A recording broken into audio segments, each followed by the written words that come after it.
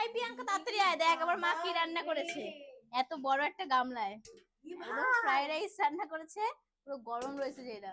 আর এখানে আছে তোর জন্য স্পেশালি ঝাল ঝাল চিকেন কষা, পুরো লাল, দেখ পুরো লাল লাল ঝাল ঝাল চিকেন কষা। তুই তুই তুই ঝাল ভালো খাস, আমি মারে বলে দিছিলাম যে প্রিয়াঙ্কা আসছে মা। যাই হোক, এবার বল তোর কেমন লাগতেছে দেখে। আমার তো ভয়ানক ভালো লেগে গেছে ভয়ানক ঝোলটা দেখে। কিন্তু এরকম গামলা ধরে রান্না করেছে, আমি কি গামলা ধরে খাবো? গামলা ধরে কেন খাবি?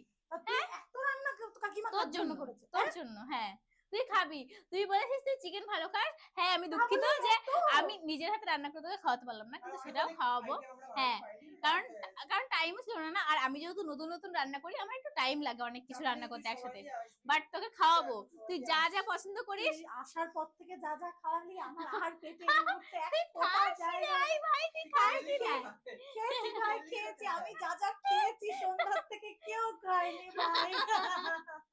যাই হোক, এবার আমরা হচ্ছে একটু পরে খাওয়া দাওয়া করবো, তারপরে রিভিউ দিবি যে কেমন রান্না করেছে আমার মা। গন্ধতেই বলছি, কালার আর গন্ধতেই বুঝতে পারছি একটু কষ্ট হচ্ছে হয়তো আমাদের বাড়িতে, কারণ খুব গরম, আমার নিজের আমি কষ্ট এবার সত্যি হচ্ছে। বাড়ি চলে যাবো। আরে না, আমার নিজের কষ্ট হচ্ছে। মিঠুনদের বাড়িতে তো এসি আছে, মিঠুন দেখ না ঘামে জল হয়ে যাচ্ছে, কিন্তু আমার বাড়িতে তাই নাই। পেছনে এসি নিয়ে নিয়ে তো যাই হোক, আমরা যখন খাওয়া দাওয়া করবো পেঁয়াজ রাস্তা অবশ্যই রিভিউটা নেবো যে কেমন হয়েছে। আর আজকে কিন্তু আমি পরেছি সুন্দর একটা ড্রেস, এটা একটা চুড়িদার টাইপের, যেটা লিংক আমি হচ্ছে গিয়ে কমেন্টে দিয়ে রাখবো, তোমরা অবশ্যই চেক করে নিও অবশ্যই। আর কিনো পুজোর জন্য, আমি তো বলতে চাই।